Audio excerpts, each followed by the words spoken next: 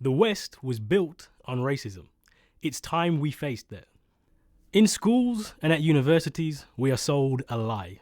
It is the lie that the three great revolutions of science, industry, and politics are solely responsible for the advancement of the West. But in truth, none of this so-called progress happens without the genocide in the Americas, the barbaric slavery of African people, and the colonization of most of the world by European powers. The dead white men we are trained to revere created the knowledge that justified this conquest and murder.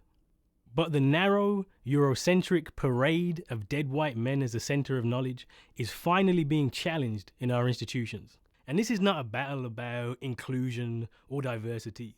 It is not a debate that is simply academic. The knowledge that the establishment is so quick to defend produced the racism that has shaped the unjust world that we live in today. Think about this.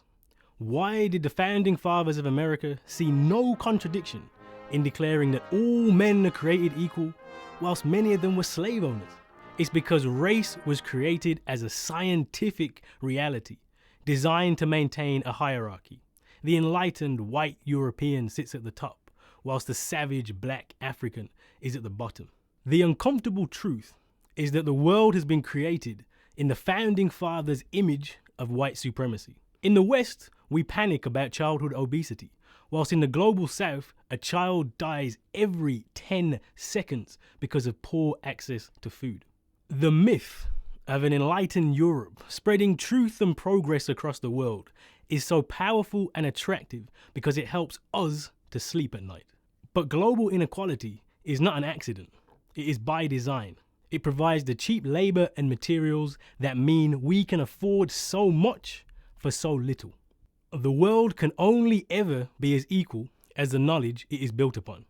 The battle to decolonize education is the first step in shaking us out of our progressive delusions and creating the world anew.